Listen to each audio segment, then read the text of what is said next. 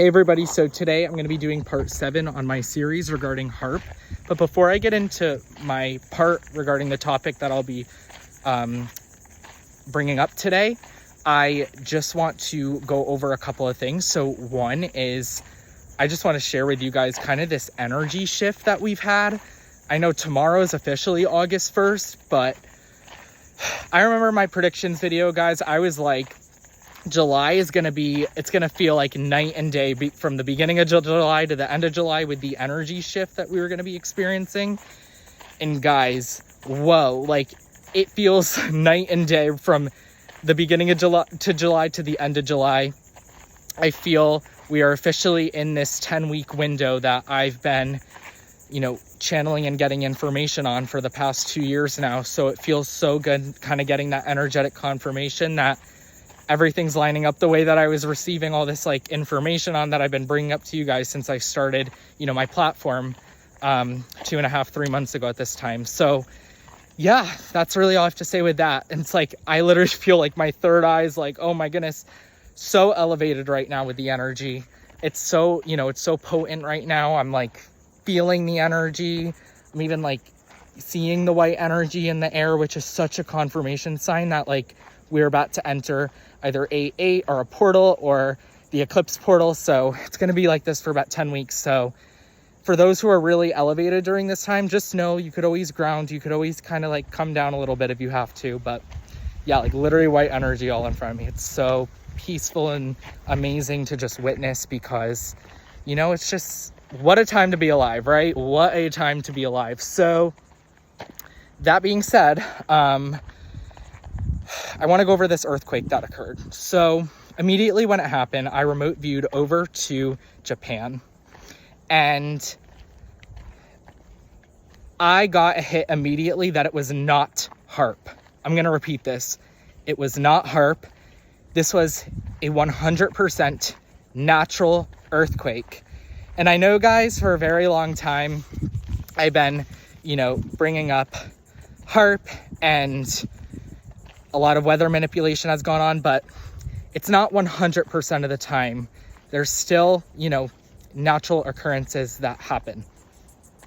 And this was, so immediately off the bat, I got that it was natural. So when I remote viewed over to the area, I saw already that the area was very protected. So what I saw was, it seemed like there were people, especially remote viewers and light workers, who got ample notification that there was going to be an earthquake striking anywhere between, I saw the whole like Alaska all the way down to Japan, like that coast was so protected. I've never seen anything like it. So I immediately got information that, because I was like doing a combination of channeling and remote viewing. So I immediately got confirmation that there were hundreds of thousands of light workers since earlier this year up until July that got ample notification there was going to be an earthquake happening in that area to that magnitude happening around July. So there was months of work of protection already being done to the land. So I was mind blown. Like my jaw was almost on the ground when I was just receiving this information. I was like, what? Like I've never heard of information like that before. I wasn't notified about this event. I'm not supposed to know about everything, right, guys? And I honestly don't even want to know about everything. I know about what I'm meant to know about. So that being said,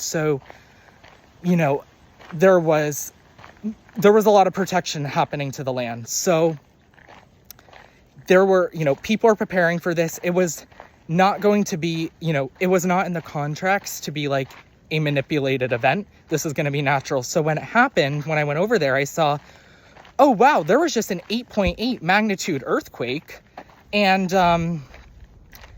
it felt like, there was some damage and all that. And like, that's very upsetting that like there was a lot of damage in eastern Russia and all that. But it wasn't like for that magnitude type earthquake. It wasn't like there weren't thousands of deaths, which was shocking. So that protection ended up working. It gets, very deep how everything kind of went down. So long story short, as all that was going on, there's so many bugs. As that was going on, so anyway, I sort of went over to that particular area, and I'm trying to like explain this in a way that makes sense. So there were probably hundreds of thousands, if not, you know, a million or a couple million remote viewers in that particular area, as kind of this whole thing was unfolding. So what I immediately noticed was there were so many remote viewers and light workers drawing like, doing a lot of energy work over the Pacific, because there was going to be that tsunami that was going to hit Hawaii and the West Coast that was, you know, supposed to kind of occur. But what everybody was doing was like doing so much work over the, like, this main Milton looked like nothing. The amount of work that was being done, like over the Pacific Ocean into Hawaii, and there's so many bugs over Hawaii and to the West Coast and Alaska.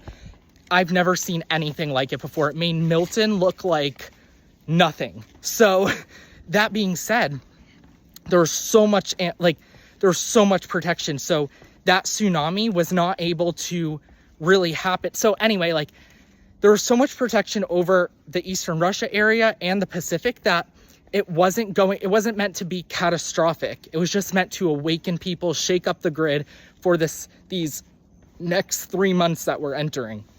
So that was the initiation. That being said, if it was Haarp, if it was manipulated, there damn well would have been a massive tsunami that would have destroyed, you know, Japan, Hawaii, Alaska, you know, California, which they would have loved to happen, but this wasn't Haarp. That's why I mean, like, this was not Haarp interference. And they would have done that earthquake in a populated area to cause more loss of life. So this was just to shake up the collective. And I wanted to say, guys, this earthquake was this was an 8.8 magnitude earthquake. There is absolutely no coincidence that it was an 8.8 magnitude earthquake occurring a week before 8.8. Divine timing. This was totally not Haarp. This was not Haarp. This was meant to shake up and awake the collective.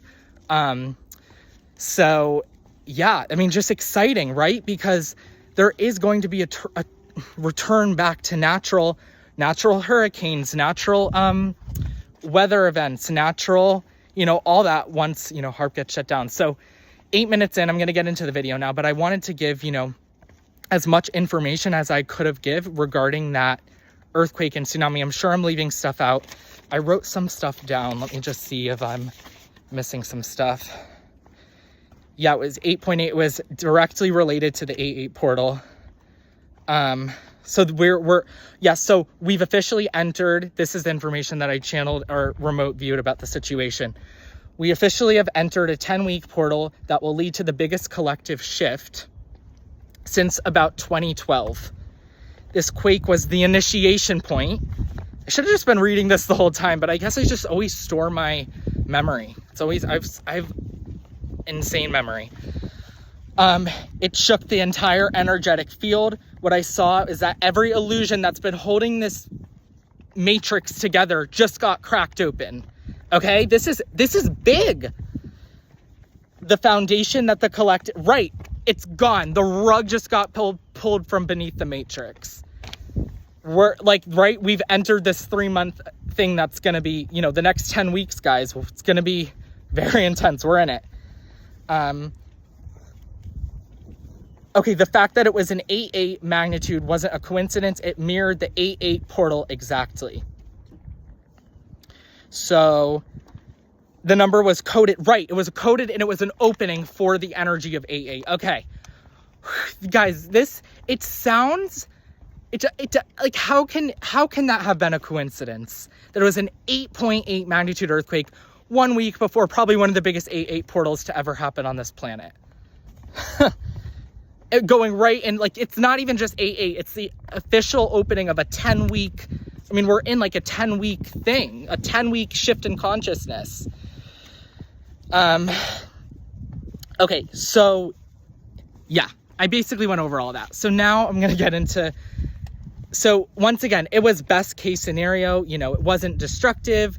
It was just enough to shake up the collective and basically be like, hey, like, we're in this portal now, right? It was definitely divinely guided by source, God. You know, it really was. There's no other explanation. This is a wake-up call. Okay, now I'm doing my series on EMF and 5G, or my video on EMF and 5G. This is an ultra fitting all these topics in video, but just got to do it. Okay, hold on. Okay, so yeah, so I'm doing part 7. So there's like a bug on me. Okay, so what I saw was simple. The real Haarp base, so yeah, they have full control over all the EMF and 5G, every satellite, every oceanic device at the headquarters, which I believe I went over in part 5. The 5G rollout started in 2018. That's when they started rolling. Late 2017, early 2018 was when they rolled the system out.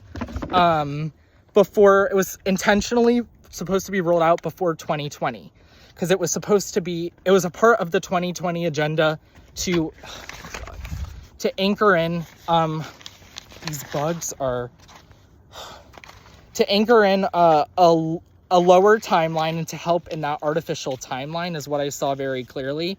So that's why they were rolling out all these not so good technologies. Okay, sorry guys.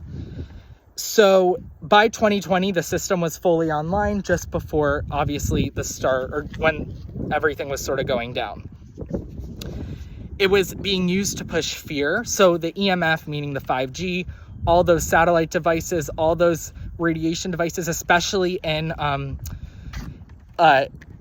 city-ish areas. I know so many are in South Florida has been taken over by 5G. And I remember before I moved down here, I would come down here every few months, and I remember feeling such a shift in the energy in Florida in particular between late 2017 and early 2018. That's when they really, you know, began the rollout with the 5G really bad down here around 2018. So, and those have been directly linked to the hurricanes and all those, you know, unfortunate Haarp-related events. That being said, the 5G agenda has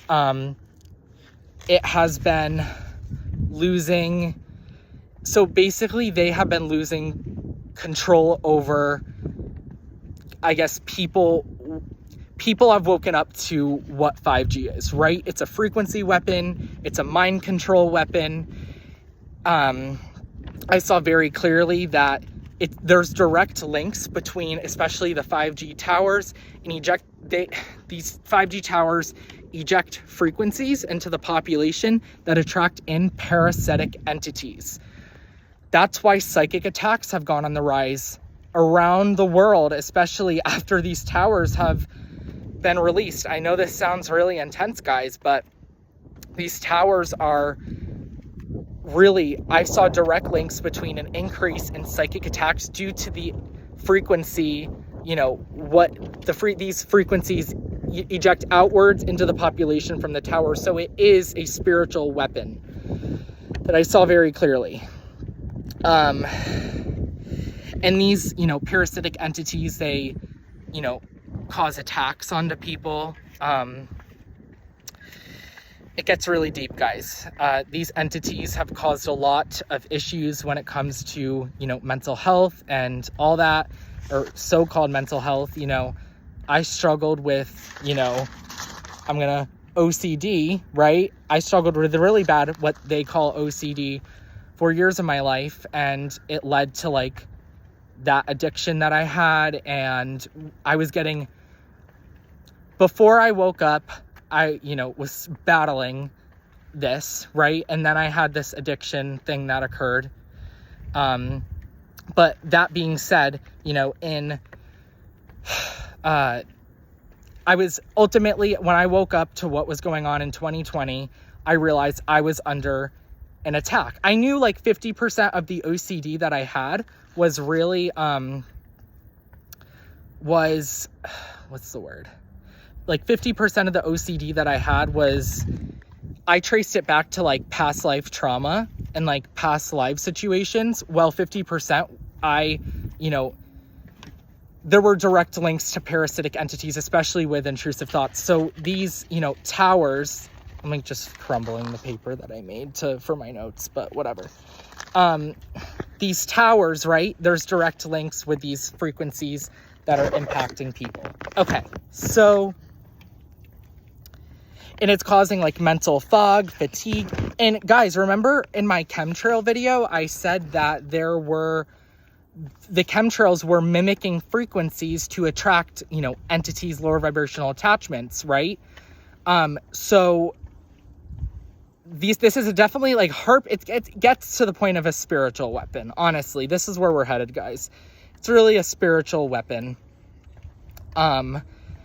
With the chemtrails and then the EMF, the 5G. So going back to these parasitic entities, they attack people, cause harm to people, right, in their energetic fields. When I was at my worst in 2020, when I was waking up to everything that was going on, I'm going to get into like kind of how I got out of the really dark situation that I was in through my awakening. I'm going to kind of get into that and kind of how I really just left all the mental health narratives behind, and I really realized that I was just under an attack. I was literally just attacked, and they really wanted to take me off this planet before I woke up. That really was, I almost got taken out a few times. Okay, so that was kind of like that whole like addiction, mental health thing. But then I woke up to the entity stuff and everything that's been going on. So I kind of left that, but these parasitic entities have caused so much harm in the spiritual attacks that have gone on. So there are direct links to an increase with the chemtrails and these towers. So protection. So like I said, people are waking up. We are consciously shutting down these towers and the significance that they've done. What I do to protect myself, because, especially in the area I'm in, the EMF is really high. And I'm sure, unless if you're like in a rural area or the desert, there's really high EMF, even though they've really taken those areas over by putting up these towers, but whatever, we could protect ourselves anywhere. What you could do is call in I white light bubble myself. I always protect myself through, God. I'm always like trying to do as much prayer and meditation as possible. I work a lot with the Ascended Master Jesus and like meditation to like protect myself. The archangels, so Archangel Michael, Archangel Gabriel, Archangel Raphael, Archangel Saint Germain, they're heroes when it comes to protection. So I'm always just, always making sure I'm really protected. Yeah, so just as much protection as possible. And, these operations, like I said, guys, with the shifts that are coming, we're really going to be in a good collective spot where just so many are going to be aware of what's been going on. And I do see a day where 5G gets shut down. I do see a day where, things are going to be changing with that. Obviously, like when Haarp gets shut down, a lot of the weaponization of those systems will go down, but still, it's been taking over natural energy of nature and just all that. So the awareness is key. The more we're aware of this, the more that the collective is taking their power back, and the less, the more that we're aware of it and not in fear, the more we're actually shutting down what those operations are doing and replacing it with, like, we're using our consciousness to not let them get away with what they're getting away with. Therefore, that's actually weakening what they're trying to do with those systems, right? That's all I have for today, guys. So part 8, I'll be going over the pole shift and climate agenda. Part 9, I'll be going over what life may look like after these operations get shut down. And then part 10, I'll be just wrapping everything up with the conclusion. So we're really inching towards the end, and I'm looking forward to getting this series wrapped up. So I'll see you guys in the next video, and stay well.